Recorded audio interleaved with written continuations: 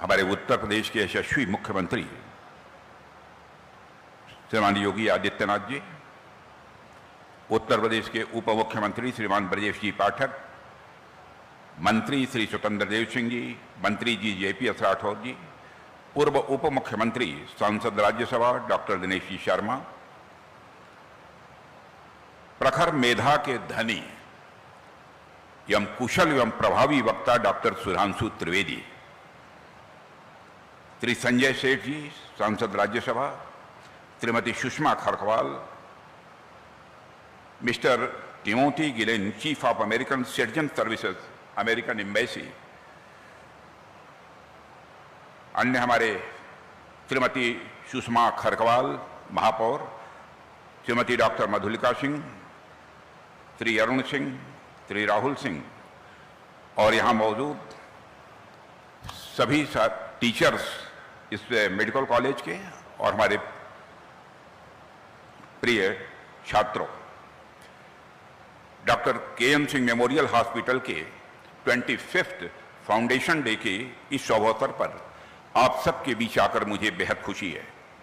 मैं आप सभी को इस अवसर पर अपनी हार्दिक शुभकामनाएं देता हूं। साथियों, यह क्षण मेरे लिए भी बहुत नॉस्टैल्जिक है। माने एक अलग सी अनुभूति हो रही है और एक वेदना के साथ, एक पीड़ा के साथ अनुभूति हो रही है। मुझे याद है कि 25 साल पहले 12 मई 2000 को मैंने ही इस हॉस्पिटल का उद्घाटन किया था और उस दिन मैं डॉक्टर KM सिंह से बहुत प्रभावित हुआ था, क्योंकि उनकी आंखों में मैंने एक सपना, एक विजन और एक पर्पस देखा था। आज जब 25 साल बाद हम यहां पर खड़े हैं तो मुझे यह देखकर खुशी हो रही है कि आज उनका सपना हकीकत बन चुका है।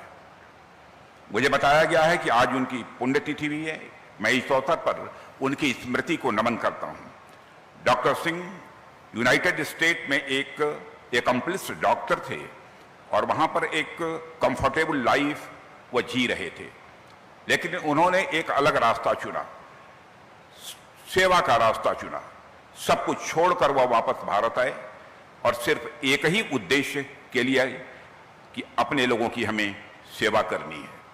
आजकल हम सब ब्रेन ड्रेन की बात करते हैं, हमारे बच्चों को भी इस बात की जानकारी होगी कि आजकल हम ब्रेन ड्रेन की बात करते हैं और भारत के लिए यह सबसे बड़ा एक मुद्दों में से एक है कि हमारा इंडियन टैलेंट भारत से बाहर जाकर अपनी प्रतिभा दिखा रहा है। मगर डॉक्टर सिंह यूनाइटेड स्टेट में एक वेल सेटल्ड होने के बावजूद भारत में वापस आए और ब्रेन ड्रेन के नहीं बल्कि ब्रेन गेन के एक मिसाल बनकर वह आए। साथियों, मुझे पता है कि शायद उनके इस डिसीजन के पीछे उनकी एक पर्सनल ट्रेजेडी भी थी। 1997 में एक यात्रा के दौरान उनकी माताजी को हार्ट अटैक आया और दुर्भाग्यवश समय पर पर्याप्त चिकित्सा सुविधा न मिलने के कारण डॉक्टर सिंह अपनी माताजी को खो बैठे। उस दुखद क्षण ने उनके जीवन की दिशा बदल दी। उन्होंने ठान लिया कि अब वह लौटेंगे और ऐसी व्यवस्था बनाएंगे जहां किसी को इलाज के अभाव में अपनों को खोना न पड़े। ऐसे देखा जाए तो आपको अपने आसपास कई उदाहरण देखने को मिल जाएंगे कि पर्सनल ट्रेजेडीज अक्सर लोगों में कड़वाहट पैदा कर देती है, उन्हें निराशावादी भी बना देती है।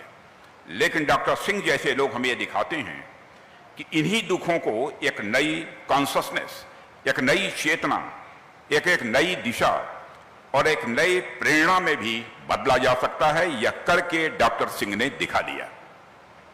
साथियों, डॉक्टर सिंह अक्सर लखनऊ के आसपास के गांव में भी जाते थे, जहां मेरी जानकारी है, और वहां निःशुल्क कैंप्स लगाते थे और जरूरतमंदों को अपनी सेवाएं उपलब्ध कराते थे। मुझे बताया गया कि आजमगढ़ स्थित अपने पैतृक गांव के निकट भी जिला अंबेडकर नगर में उनके द्वारा स्थापित चिकित्सालय आज भी वहां के लोगों की सेवा कर रहा है।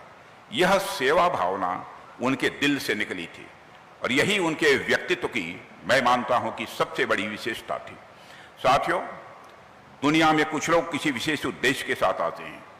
ऐसा लगता है डॉक्टर सिंह भी उन्हीं लोगों में से एक थे। उनका पूरा जीवन मानव सेवा के उद्देश्य से ये जुड़ा हुआ था। मुझे देखकर बेहद खुशी होती है कि उनके जीवन मूल्यों को यह हॉस्पिटल आज चरितार्थ कर रहा है। साथियों, यह हॉस्पिटल पिछले 25 वर्षों से लगातार एक सेवा भावना को मूर्त रूप प्रदान करने की जिम्मेदारी का निर्वाह कर रहा है। यह अस्पताल लखनऊ वासियों के लिए किसी वरदान से कम नहीं है। इस हॉस्पिटल ने न जाने कितने लोगों की जिंदगी बचाई होगी, न जाने कितने लोग यहां एडमिट होकर स्वस्थ होकर वह बाहर गए होंगे। मैं मानता हूं कि doctor K. N.. Singh memorial hospital का यह सिल्वर जुबली समारोह सिर्फ एक संस्थान की यात्रा का ही उत्सव नहीं है, बल्कि समर्पण, सेवा और संकल्प के 25 वर्षों की यह एक कहानी है। साथियों, इन 25 वर्षों में इस हॉस्पिटल ने न सिर्फ लोगों का इलाज किया है, बल्कि लोगों का भरोसा भी जीता है। हॉस्पिटल ने न सिर्फ लोगों के रोग मिटाए हैं, बल्कि उनमें उम्मीदें भी जगाई हैं।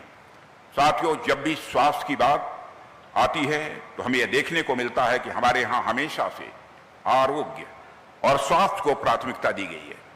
किसी भी व्यक्ति के जीवन में स्वास्थ्य का क्या महत्व होता है, इस पर मैं समझता हूं अधिक बात करने की कोई आवश्यकता नहीं है। आप सभी स्वास्थ्य के महत्व को अच्छी तरह समझते हैं, जानते हैं। एक स्वस्थ शरीर में ही स्वस्थ मन बसता है, इस सच्चाई से भी हम सभी अवगत हैं। आप यदि स्वस्थ रहेंगे तभी आप अपना, अपने परिवार का और इस राष्ट्र का भी विकास कर पाएंगे। लोग जितने स्वस्थ होंगे, देश की प्रगति के लिए उतनी ही ऊर्जा और सक्रियता के साथ वह काम करने में सक्षम होंगे। इस हकीकत से भी हम सभी परिचित हैं। हमारे प्राचीन ग्रंथों से लेकर आधुनिक दार्शनिक विचारों का हर स्थान पर अच्छे स्वास्थ्य के महत्व को सर्वोच्च स्थान दिया गया है। हमारे यहाँ अच्छा स्वास्थ्य सबसे बड़ी संपत्ति मानी गई है। भारत में आप चाहे कितना भी पैसा कमा लें, कितना भी बड़ा घर बना लें, अपने आराम के लिए कितनी भी ज्यादा वस्तुएं इकट्ठा कर लें, लेकिन अगर आपका स्वास्थ्य ठीक नहीं है तो सारी चीजें आपके लिए बेकार हो जाती हैं। साथियों, सर्वे भवन्तु सुखिनः यानी सभी सुखी हों की कामना करने के बाद हम सबसे पहले सर्वे सन्तु निरामया, सभी स्वस्थ हों की हम कामना करते हैं, सभी निरोग हों इसकी कामना करते हैं। इसकी बड़ी वजह है कि सदियों से भारत के लोग यह मानते रहे हैं कि स्वास्थ्य और ज्ञान से बड़ा कोई दूसरा धन नहीं हुआ करता है। पर साथियों, मैं देखता हूं कि आज के आधुनिक युग में हम अपने जीवन के जिस पक्ष को सबसे ज्यादा इग्नोर करते हैं और फॉर ग्रांटेड लेते हैं, वह स्वास्थ्य ही है। धीरे धीरे हम उस एज ओल्ड विजडम को भूलते जा रहे हैं जिसके बारे में हम सबके शिक्षकों ने हमें स्कूल में अवश्य बताया होगा। वह एज ओल्ड विजडम था कि जब धन खोया तो समझो कुछ नहीं खोया, जब स्वास्थ्य खोया तो समझो कुछ खोया, पर चरित्र खोया तो समझो सब कुछ खोया। Money is lost, nothing is lost, health is lost, something is lost, character is lost, everything is lost. यह हमारे यहां मान्यता रही है। आज लोग विभिन्न प्रकार की बीमारियों से जूझ रहे हैं और इनमें से ज्यादातर को हम लाइफ स्टाइल डिजीजेज भी कहते हैं। और हमारे रोजमर्रा की जिंदगी में जो बदलाव आ रहे हैं उस कारण से भी कई बीमारियां हमें हो रही हैं। जब बीमारियों का कारण सीधे जीवन शैली से जुड़ने लगे तो हमें बैठकर सोचना होगा कि हम कहां पर गलती कर रहे हैं, हमारे पार्ट पर कहां फेल्योर है। भारत को आज द डायबिटीज कैपिटल कहा जाने लगा है। आंकड़े बताते हैं कि आज भारत में लगभग 10 करोड़ से अधिक लोग डायबिटिक के मरीज हैं और इसके अलावा लगभग 14 करोड़ लोग प्री डायबिटिक अवस्था में हैं। यह कोई साधारण चैलेंज नहीं है। हालांकि चिकित्सा विशेषज्ञों का मानना है कि timely detection, right health management से यह पेशेंट्स नॉर्मल लाइफ लीड कर सकते हैं, ऐसा एक्सपर्ट्स का मानना है। इसलिए हमें अपने जीवन शैली को नियंत्रित करने की आवश्यकता को समझने की जरूरत है। ऐसी अनेक बीमारियां हैं जिनसे हम एक बैलेंस लाइफ स्टाइल सुनिश्चित करके लड़ सकते हैं।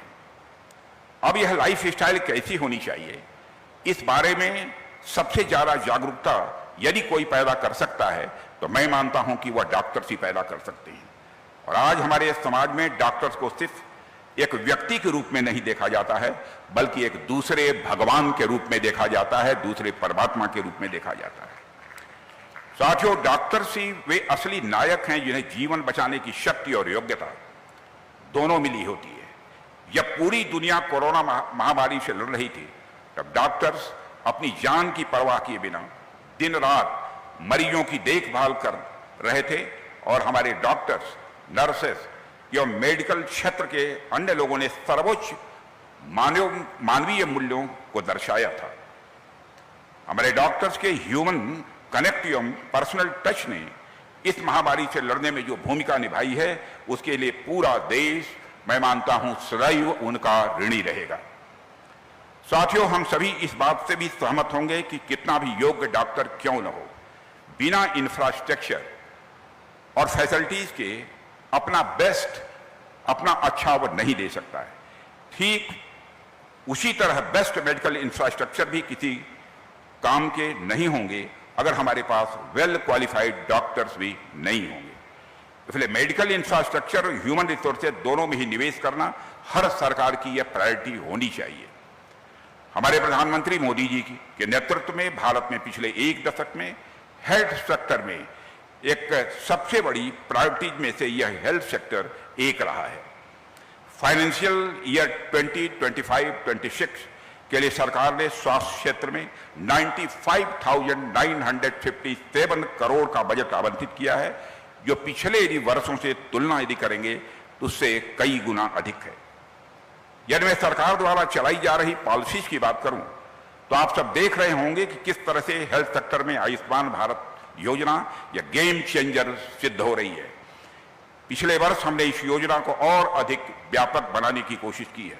पहले यह योजना केवल समाज के आर्थिक रूप से कमजोर तबके अर्थात देश के 40% आबादी के लिए उपलब्ध थी, लेकिन पिछले ही वर्ष हमारे प्रधानमंत्री जी ने एक महत्वपूर्ण निर्णय लेते हुए 70 वर्ष से ऊपर की आयु के सभी लोगों को यह सुविधा मुहैया कराई है। और यह निर्णय मोदी सरकार की उस कमिटमेंट को दर्शाता है जिससे हर भारतीय नागरिक को क्वालिटी हेल्थ फैसिलिटीज प्रोवाइड कराना यह हमारी प्राथमिकता है। साथियों, अब तक 8 करोड़ से ज्यादा लोग इस योजना का लाभ उठा चुके हैं और सरकार ने इसके लिए अब तक कुल लगभग 1.25 लाख करोड़ रुपए खर्च किए। इन लाभार्थियों में से 19 लाख ऐसे गरीब और वंचित वर्ग के लोग हैं जो आयुष्मान भारत स्वास्थ्य कवरेज के बिना यह इलाज कभी भी किसी भी सूरत में नहीं करा पाते। आयुष्मान भारत योजना के चलते लोगों की जेब से होने वाला खर्च आज 62% से घटकर 38% पर आ गया है। इसके अलावा भी यदि आप देखें तो आज पूरे देश में 14,000 से अधिक जन औषधि केंद्र खुल चुके हैं, जहां जेनेरिक मेडिसिन 50% से लेकर 90% या सस्ती उपलब्ध होती हैं। और आप में से बहुत लोगों ने इसका लाभ उठाया होगा और हमने पैक्स के साथ मिलकर ग्रामीण क्षेत्रों में भी जन औषधि केंद्र खोलने की शुरुआत कर दी है, ताकि ग्रामीण क्षेत्रों में भी किफायती दवाएं यह उपलब्ध कराई जा सकें। सिर्फ जन औषधि केंद्र के माध्यम से ही नहीं, बल्कि नेशनल फार्मास्यूटिकल प्राइसिंग अथॉरिटी के माध्यम से भी, जिसे हम NPPA कहते हैं, हमने दवा की कीमतों पर भी नियंत्रण किया है और उसमें हमने कामयाबी हासिल की है। हमने हेल्थ सेक्टर में इंफ्रास्ट्रक्चरल डेवलपमेंट पर भी पर्याप्त ध्यान दिया है। पिछले 10 वर्षों में भारत में हेल्थ इंफ्रास्ट्रक्चर और डॉक्टर की संख्या में रिमार्केबल उल्लेखनीय वृद्धि हुई है। 2014 से पहले देश में जहां केवल 387 मेडिकल कॉलेज थे, वह 2024 में बढ़कर उनकी संख्या 780 तक पहुंच गई है। और इसी प्रकार MBBS सीटों की संख्या 130% की उसमें वृद्धि की गई है। 2014 से पहले जहां लगभग 50,000 सीट्स थी, अब वह संख्या बढ़कर लगभग 1,20,000 तक पहुंच गई है। साथियों, यदि मैं विशेष रूप से उत्तर प्रदेश की बात करूं तो उत्तर प्रदेश में भी हमारे dynamic chief minister Shri Yogi Adityanath ji के मार्गदर्शन में भाजपा की इस डबल इंजन की सरकार आपके स्वास्थ्य कल्याण के लिए पूरी तरह से कमिटेड है। केंद्र सरकार की योजनाओं को तो प्रभावी तरीके से मुख्यमंत्री श्री योगी आदित्यनाथ जी ने लागू किया है, लेकिन राज्य सरकार की भी योजनाओं को प्रभावी तरीके से उन्होंने लागू किया है। मैं देख रहा था कि उत्तर प्रदेश में तेज एम्बुलेंस सेवा, त्वरित उपचार और हेल्थ इंफ्रास्ट्रक्चर के मामले में योगी जी ने बहुत ही शानदार काम किया है, जिसकी चर्चा हिंदुस्तान के दूसरे राज्यों में भी होती है। मैं एक और बड़ी बात की तरफ भी आपका ध्यान दिलाना चाहूंगा। आप में से कई लोगों को याद होगा कि 2017 से पहले पूर्वांचल क्षेत्र में और खासकर गोरखपुर, जहां से मुख्यमंत्री जी आते हैं, गोरखपुर में जुलाई से सितंबर के बीच जो मानसून का महीना होता था, उस दौरान जापानी इंसेफ्लाइटिस से कई सारे बच्चों की दुर्भाग्यपूर्ण मृत्यु होती थी और ऐसा पिछले 40-50 वर्षों से लगातार चल रहा था। सभी सरकारों ने इसे नियत का खेल मान लिया था। सारी जो भी सरकारें आई कि यह चलेगा, यह रुक नहीं सकता है। सरकारें यह मानकर चल रही थी कि हर साल मानसून आएगा, 1000, 1500, 2000 बच्चे दुर्भाग्य तरीके से काल के गाल में समा जाएंगे, यह लोगों ने मान रखा था। 2017 में जब उत्तर प्रदेश में भाजपा की डबल इंजन की सरकार बनी, उसके अगले कुछ सालों में पूरी तस्वीर ही पलट गई और प्रदेश के माननीय मुख्यमंत्री श्री योगी आदित्यनाथ जी ने यह प्रण ले लिया कि अब वह इस भयानक रोग पर लगाम लगाकर ही रहेंगे और उत्तर प्रदेश की भाजपा सरकार ने उत्तर युद्ध स्तर पर काम करना प्रारंभ किया। और मुझे बताया गया कि खुद योगी जी हर लेवल पर मॉनिटरिंग उसकी कर रहे थे और आज मुझे आपको बताते हुए बेहद प्रसन्नता हो रही है कि सिर्फ पूर्वांचल ही नहीं बल्कि पूरे उत्तर प्रदेश में जापानीज इंसेफ्लाइटिस से मरने वाले बच्चों की संख्या अब 9 के बराबर रह गई है। साथियों, चुनौतियां तो सबके सामने आती हैं, लेकिन उन चुनौतियों से कौन और कैसे निपटता है, यह उसकी प्रतिबद्धता दर्शाता है। अभी आप यह भी देख रहे होंगे कि कैसे योगी जी के नेतृत्व में हम उत्तर प्रदेश के हर जिले में एक मेडिकल कॉलेज की स्थापना की और तेजी से आगे बढ़ रहे हैं। और आपको यह जानकर खुशी होगी कि हमारा उत्तर प्रदेश इस समय एमबीबीएस की सीट्स की संख्या के हिसाब से देखा जाए तो देश का दूसरा और मेडिकल कॉलेज की संख्या के हिसाब से देखा जाए तो देश का नंबर 1 राज्य बन गया है। हमारे यहाँ 80 मेडिकल कॉलेज इस समय फंक्शनल हैं, जो कि काम कर रहे हैं इस समय। इनमें से 44 कॉलेज गवर्नमेंट सेक्टर तथा 36 कॉलेज प्राइवेट सेक्टर द्वारा संचालित हैं। उत्तर प्रदेश में medical sector public private partnership का एक इनक्रेडिबल उदाहरण है। मुझे पूरा विश्वास है कि पब्लिक प्राइवेट पार्टनरशिप की यह जर्नी उत्तर प्रदेश को निश्चित रूप से और आगे ले जाएगी।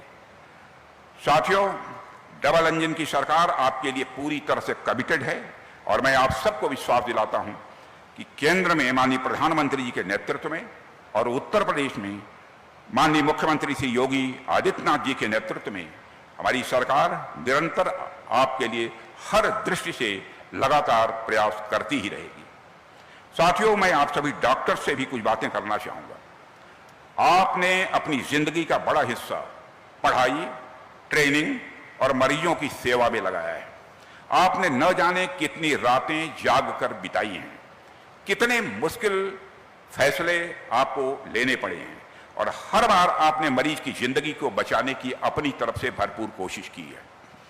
मुझे पता है कि यह सफर कोई आसान नहीं होता, लेकिन आपने कभी हार नहीं मानी है।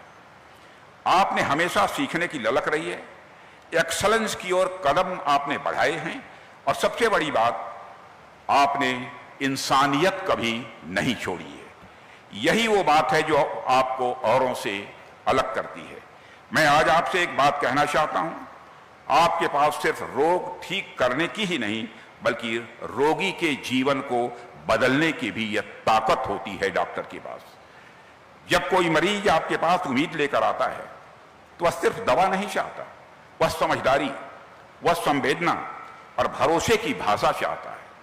इसलिए मैं आप सबसे आग्रह करता हूं कि हमेशा अपने मरीज को सबसे पहले रखें, उसे समय दें, उसकी बात सुनें उसके दर्द को समझें। मरीज का इलाज मशीनों से हो सकता है, लेकिन मरीज के अंदर ठीक होने का भरोसा सिर्फ और सिर्फ केवल डॉक्टर ही जगा सकते हैं और कोई दूसरा नहीं जगा सकता है। साथियों, आप सब एक ऐसे प्रोफेशन से जुड़े हुए हैं जो हर दिन बदल रहा है। नई रिसर्च, नई बीमारियां, नई टेक्नोलॉजी, आपके लिए हर दिन कुछ नया सीखना यह आवश्यक हो जाता है। मैं आपसे यही कहूंगा कि सीखना कभी बंद मत कीजिएगा। अपने ज्ञान को और बेहतर बनाइए ताकि आपके मरीजों को भी सबसे बेहतर इलाज मिल सके। और एक बात मैं आपसे कहना चाहूंगा कि जब आप दूसरों की जान बचा रहे होते हैं तो खुद का भी ख्याल रखना उतना ही जरूरी है। अपनी सेहत, अपने मन और अपने परिवार के लिए समय निकालिए, क्योंकि जब आप खुद स्वस्थ रहेंगे तभी मरीजों को भी आप अपना सर्वश्रेष्ठ दे पाएंगे। साथियों, आपकी यह सेवा भावना, यह समर्पण देश के लिए अमूल्य है। मेरी शुभकामनाएं आप सबके साथ हैं।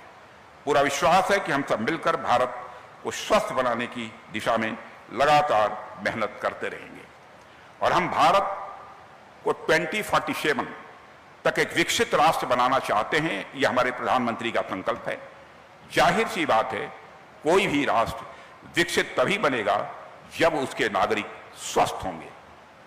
भारत सरकार और उत्तर प्रदेश की सरकार आपके विकास के लिए, आपके स्वास्थ्य कल्याण के लिए तो काम कर ही रही है, लेकिन इसके साथ ही साथ आपको खुद भी अपनी सेहत का ध्यान रखने की जरूरत होगी। मैं आप सबसे एक अच्छी जीवन शैली को अपनाने की अपील करता हूं। साथियों, आप सब डॉक्टर्स हैं, आप रोगियों का इलाज करते हैं, लेकिन हम लोग रक्षा मंत्रालय में काम करते हैं प्रधानमंत्री के नेतृत्व में, लेकिन हम सीमा पार के जो आतंकवादी हैं हम उनका भी इलाज करते हैं। इस कार्यक्रम में आने की सहमति मैंने पिछले महीने जब दी थी, उसके बाद देश में एक ऐसी परिस्थिति बन गई कि मुझे लगा मेरा आना शायद इस कार्यक्रम में संभव नहीं हो पाएगा। जैसा कि आप जानते हैं कि भारत ने पिछले आतंकवाद के विरुद्ध ऑपरेशन सिंदूर की शुरुआत की थी और सफलतापूर्वक पाकिस्तान में मौजूद आतंकवादियों के ठिकानों पर प्रहार किया और बड़ी संख्या में आतंकवादियों का सफाया करने में कामयाबी हासिल की। साथियों, भारतीय सेनाओं ने एक कुशल डॉक्टर और सर्जन की तरह काम किया है। मैं फिर से इस बात को दोहराना चाहता हूं, हमारी भारतीय सेनाओं ने एक कुशल डॉक्टर और सर्जन की तरह काम किया है। जैसे एक कुशल सर्जन जहां बीमारी की जड़ मौजूद होती है वहीं अपने औजारों का इस्तेमाल करता है, वैसे ही भारतीय सेनाओं ने भी बड़ी सटीकता के साथ आतंकवाद की जड़ों पर अपने हथियारों का इस्तेमाल किया है। मगर जैसा कि पाकिस्तान की वह आदत है कि जल्दी वह मानता नहीं है, उसने भारत की जमीन पर हमले करने के प्रयास करने प्रारंभ किए। आम नागरिकों को भी वह निशाना बनाने का प्रयास किया है। मंदिर, गुरुद्वारों और गिरजाघरों पर को निशाना बनाया गया। उसके जवाब में भारतीय सेनाओं ने जो कार्रवाई की है उसने पाकिस्तान की फौज को घुटनों पर लाकर खड़ा कर दिया है। हमारी जवाबी कार्रवाई इस बात का जब हो रही थी, इस बात का पूरा ध्यान रखा गया कि पाकिस्तान के आतंकवादी ठिकानों पर ही प्रहार किया जाए, जहां सिविलियंस रहते हैं वहां पर किसी भी प्रकार का अटैक नहीं होना चाहिए। एक कुशल सर्जन की भांति भारतीय सेनाओं ने ऑपरेशन किया है और इसके लिए मैं उन्हें बहुत बहुत बधाई देता हूं और उनका मैं समझता हूं तालियां बजाकर सेना के जवानों का अभिनंदन किया जाना चाहिए। साथियों, यह आप सब ने महसूस किया होगा कि सैनिक और डॉक्टर दोनों के काम और प्रतिबद्धता में, सैनिक और डॉक्टर दोनों के काम और प्रतिबद्धता में काफी समानताएं हैं। दोनों ही आम नागरिक की रक्षा करते हैं। एक स्वास्थ्य की रक्षा करता है और दूसरा राष्ट्र की रक्षा करता है। दोनों का डिसिप्लिन और ट्रेनिंग भी बहुत ही डिफिकल्ट होती है, बहुत ही कठोर होती है। दोनों को बड़ी नाजुक परिस्थिति में बड़े निर्णय भी लेने पड़ते हैं, चाहे वह डॉक्टर हो अथवा सेना का जवान हो, सेना का अधिकारी हो। दोनों ही किसी भी इमरजेंसी के लिए हमेशा तैयार रहते हैं, चाहे वह डॉक्टर हो अथवा सेना का अधिकारी और जवान हो। इस देश की जनता ने भी हाल में भारतीय सेनाओं के पराक्रम ऑपरेशन सिंदूर के दौरान देखा है, तो हमारे डॉक्टर्स और सर्जन्स का साहस और उनकी प्रतिबद्धता को पूरे देश ने कोविड महामारी के दौरान भी देखा है।